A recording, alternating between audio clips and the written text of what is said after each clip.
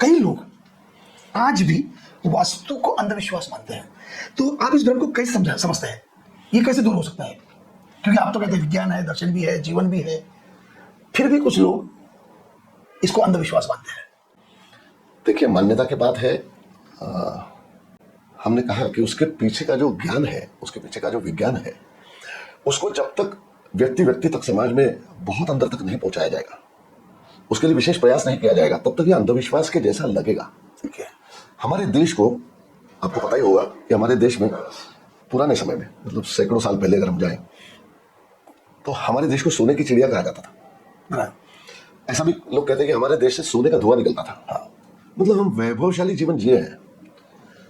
और ये सब कहने सुनने की बातें नहीं है। चाहे आप मेगास्थनीज ले लो, चाहे युआन सॉन्ग ले लो, चाहे इब्न बतूता ले लो, कोई भी यूरोप से आए, चाइना से आए, या फिर गल्फ कंट्रीज से आए, कहीं से भी आए, लेकिन जितने विदेशी हमारे यहाँ प्रवासी आए, वो क्या सुनकर आए थे हमारे बारे में? वो ये सुनते थे कि ये देश सपेरों का है, ये देश जादूगारों का है, ऐसा सुनते थे वो। और यहाँ आने के बाद उन्होंने देखा कि इतना वैभवशाली देश, सपेरे तो कहीं दिखे नहीं, लेकिन साधु संत उनको दिखे।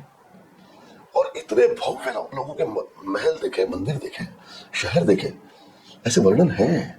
हाँ, तो ये जब तक वो सुनते थे भारत के बारे में, हिंदुस्तान के बारे में, तो वो सपेरे और जादूगरों का शहर था, अंधविश्वास था। तो ये अंधविश्वास नहीं है, ये तो वास्तविकता है। तो वास्तुशास्त्र एक वास्तविकता है, लेकिन उसको समझने की जरूरत है। कहीं सुनी बातों पर जाओगे तो अंधविश्वास में फंस जाओगे। और आपका कहने का ऑब्जेक्टिव यही है कि ये जब तक आप अनुभव, प्रत्यक्ष अनुभव नहीं करेंगे, तब तक अंधविश्वास है। अगर आप समझ लेते हैं तो ये विज्ञान, दर्शन हो सकता है।